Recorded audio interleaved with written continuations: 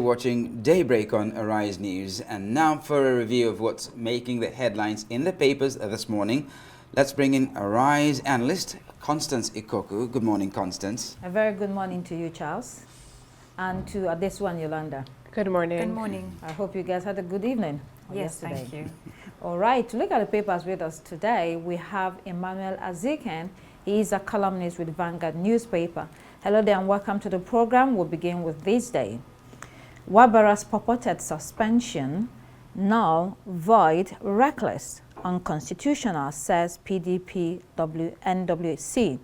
The National Working Committee of the People's Democratic Party is miffed at the suspension of the chairman of the Board of Trustees, Senator Adolphus Wabara, by the Abia State chapter of the party and says it's of no effect. The party declared that no state working committee has the power to suspend or discipline a member of the National Executive Committee without recourse to the NWC. I mean, the disagreement among members of the People's Democratic Party has just moved up a notch. The party rightly describes the suspension by the state chapter as reckless. Apparently, it's an extension of the power tussle between Minister Nyesom Wike and Alhaji Atiku Abubakar camps. There's also the National Secretary debacle and the endorsement of Labour Party Governor Alex Oti by Wabara. I mean, Emmanuel, please, can you briefly share with us the power play behind the headlines in the story? Yes, the National Publicity Secretary was quite right in saying that no state level, that the state level of the party cannot suspend a national officer. But he did say without recourse.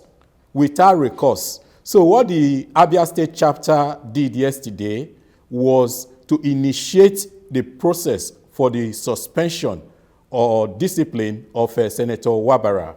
Senator Wabara, you recall, in 2023, October 2023, endorsed the Labour Party governor of Abia State for a second term.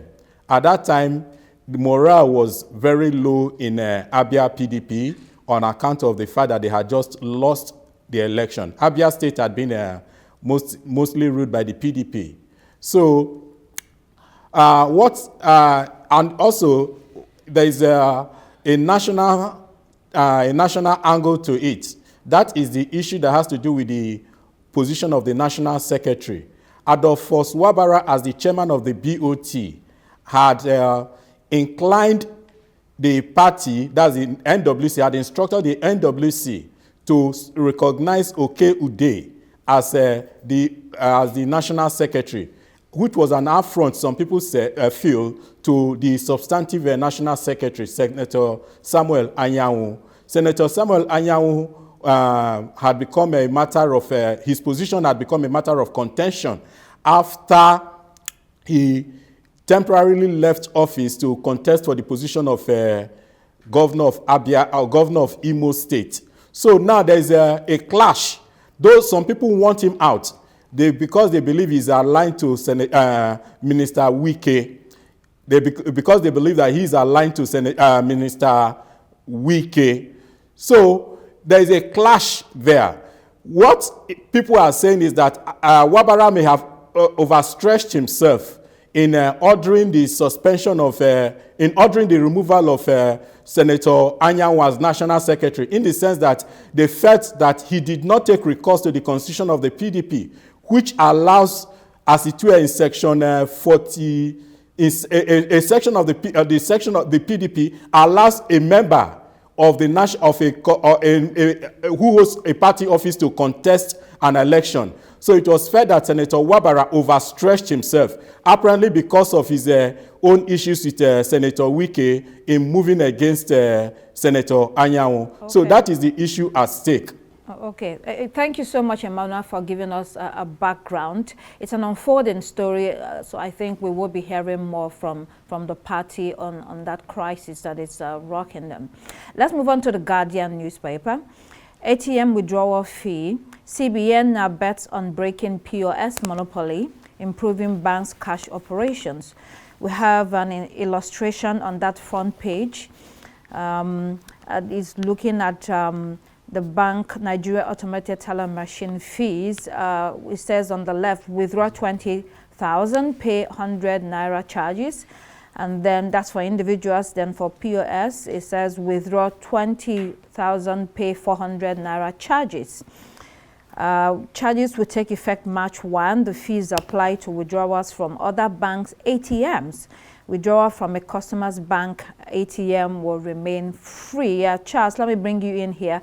A groundswell of reactions from Nigerians, yet another fee. What do you make of this? Well, I believe that the ultimate beneficiary will be the POS vendors. First of all, in most of the other ATMs, and it's still happening, when you go there, you hardly find cash.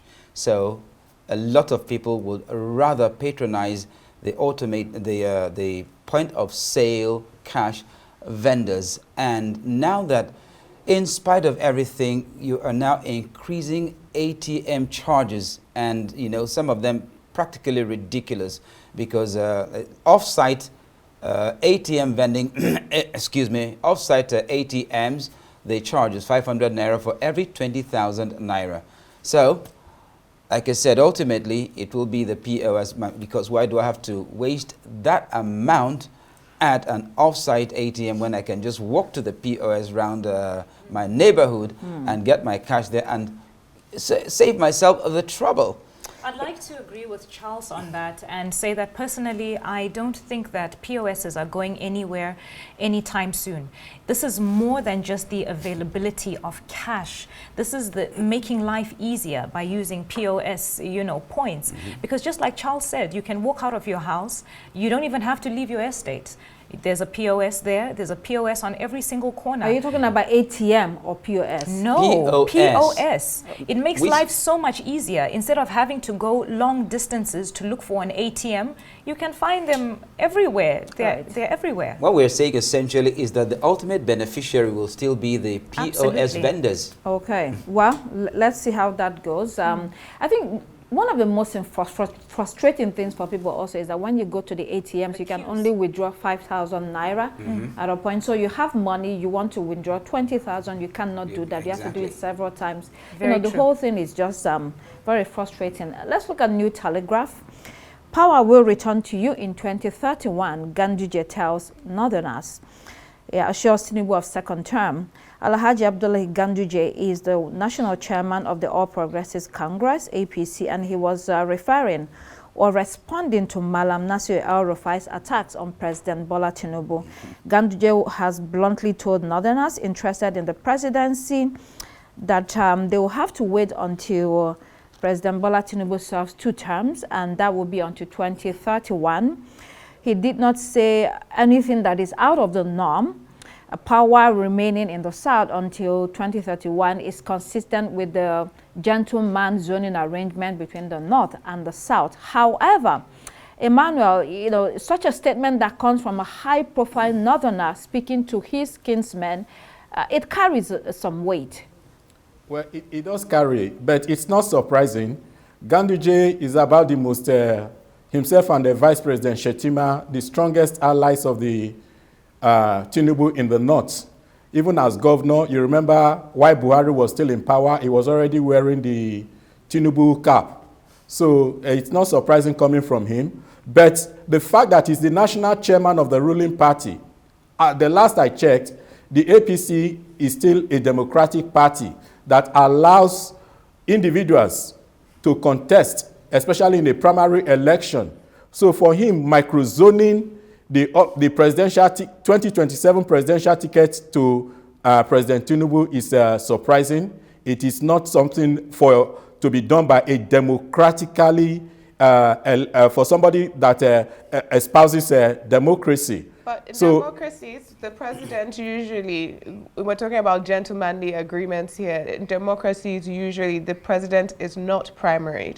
I'd say that's the rare occasion that was challenged, or that norm was challenged, was when Goodluck Jonathan was president, and he had said that he was only going to do 1 term, and then they wanted to primary him within the PDP, and then you had that mass exodus of the ultimate challengers who went on to help form the APC. In many democracies, democracies, the president isn't primaried within his own party, so it's Really? not undemocratic. No. Yes, No. in many No. democracies, No. There can't be a primary election. In many democracies, the president, and as we said, gentlemanly agreements, I'm not saying it's a rule of law or a rule of thumb. I'm saying that it is not in and of itself an undemocratic statement as the head of the party. We can talk about, this agreement of North and South further beyond Tinubu's candidacy when we look at the opposition leaders who are allegedly meeting Peter Obi or Atiku Abubakar or Kwankwaso. If we look at El-Rufai, and as a renewed opposition voice, El-Rufai being one of the governors, of course, who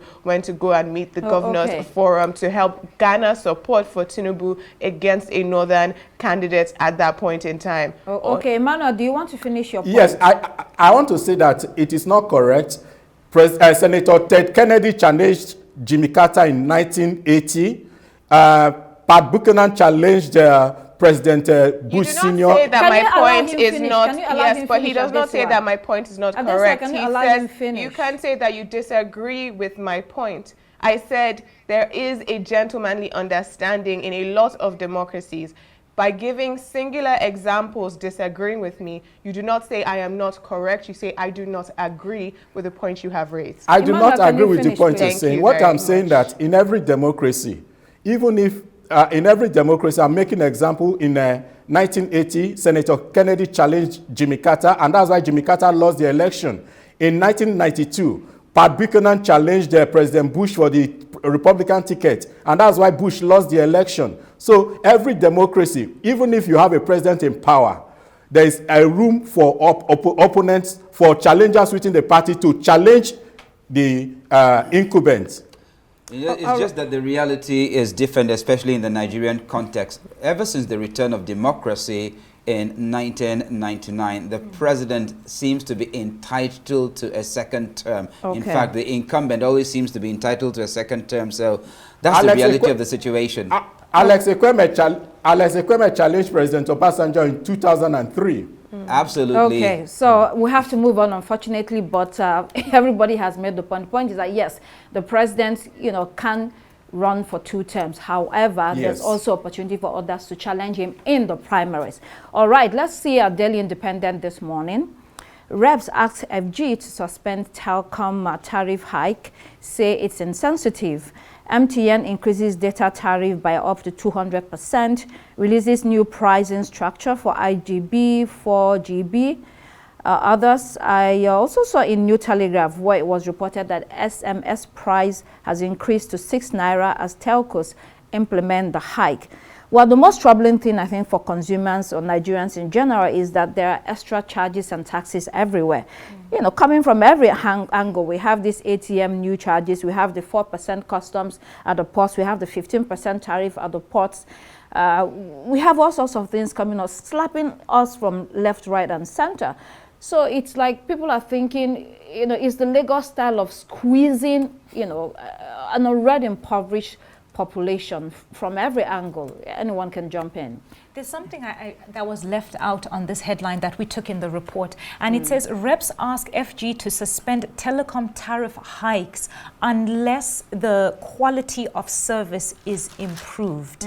And that is what I particularly liked about it. Indeed, it's insensitive to what is happening in the economy, but I particularly like the fact that they emphasize that quality in service needs to go up. Let there be a justifiable reason first, and then maybe we can look at it and say, okay, this is reason enough for these tariffs to be hiked. Thank you so much, Yolanda, for bringing out that point. Hello? That's a great one. Yes, go ahead, Emmanuel. Yes, I want to say that the reps are, to me, they are playing the ostrich, because what they are supposed to do, they didn't do it. This increment is a result of the inflation in the polity, and they did not address the major trigger of this inflation, which was the removal of fuel subsidy. Because the telecom operators, they are private enterprises. They are moved by circumstances in the economy around them. So it is difficult for me to support this increase. But for them to remain viable, they have this there has to be a tariff increase. Okay. What they did in buying foreign cars, in helping to sabotage the economy, they should address those issues. They have refused to address the issue. They should call the president and ask him to review the removal of fuel subsidy. All right. I think that is the major issue. Okay, let's look at the international. In the interest of time, we have to move on. Okay. In the interest of time, let's look at the international headlines. A Daily Graphic, President directs Finance Minister to fill $156 million USAID funding gap. We all know that President Donald Trump has halted overseas funding to the United States Agency for International Development in line with his America First approach. So this has created funding gap in many different countries, including Ghana. So the impact in Ghana is that the $78.2 million shortfall in health interventions, including HIV testing, antiretroviral drugs are there. So the president of Ghana is trying to see how they can find a way around this. Then let's also see the Citizen newspaper. Two top stories on the front page there. I've got your back. DA leader John Stevenson tells President Cyril Ramaphosa. This is after the president was called one of the worst leaders ever and told he's governing without a clear guide following his State of the Nation address. Then the second story, rushed to take up Trump's offer. A deluge of more than 20,000 queries crashed the email of the South African Chamber of Commerce in the United States of America after President Donald Trump said he will prioritize white South African farmers in a refugee program. Of course, we know that Trump, whose tycoon ally Elon Musk was born in South Africa, claims Land Expropriation Act will enable, South African government to seize white lands. But this has been a misinterpretation, says the South African government. White Afrikaners are descendants of European colonialists, and there are many of Dutch extraction. So that's what's happening here. Yolanda, any comments from you on these stories? Yes, I'd like to comment on the debate of the State of the Nation with how Cyril Ramaphosa was literally crucified and called one of the worst leaders ever to governing without a clear agenda. And I felt that this was a bit harsh considering all the, all the factors that have been going on with the South African economy lately. A lot of them, like the infrastructure breakdowns in electricity, those are heavy burdens to carry. But what John Steenhuisen is trying to do here is a little bit of a red flag for me, if I can say, because I don't know if this is him trying to be, patriotic to South Africa and saying, listen, Mr. President, we will work through this together, or if this has an agenda that is yet to be unveiled. Well, sorry, I was just go going to ahead. say, going off of what Yolanda said, I think South African parliamentary debate is always very spirited and very interesting. And my favorite thing that was said was by the tourism minister, Patricia de Lille, who said that Trump has a constitutional right to be stupid. All right. Wow. that must be, I think when Trump hears that, he will be like, well, he'll go ahead with what he wants to do. It will be water off his back. It's Trump. Come on. It is Trump. We're almost out of time, but Financial Times this morning, Jordan talks Gaza takeover plan replayed. Jordan's King Abdullah II was in Washington, D.C. to meet with Trump, and Trump reiterated that he wanted to take over Gaza. It's going to be under United States control. King Abdullah, I saw the press conference. He was like, okay, we're going to take 2,000 children from Gaza who are sick. The Arab world has already decided this is not going to happen. So he was, kind of in the middle of the road because he needs U.S. support. At the same time, he needs to go with the Arab decision on this matter. Also on Financial Times, Vance wields America's whip hand on AI as London follows declaration snub. American Vice President warned Europe to not strangle artificial intelligence with overregulation, even as he reasserted his country's determination to lead global AI development. That's what it's about. America wants to lead development in this area. And of course, the UK follows wherever America goes. Yes, definitely. That's much that we can take on the paper review today. Emmanuel Azikiwe, columnist with Vanguard newspaper, thank you so much for joining us today. Well, that's all the time we have for you here on Daybreak. Thank you for joining us, Dr. Constance Ikwoku. As always, I'm Adeswa Giwa-Osage. I'm Charles El-Rufai. It's goodbye from me. And I'm Yolanda Robert. Please do keep it here on Arise News. The morning show is next. Goodbye.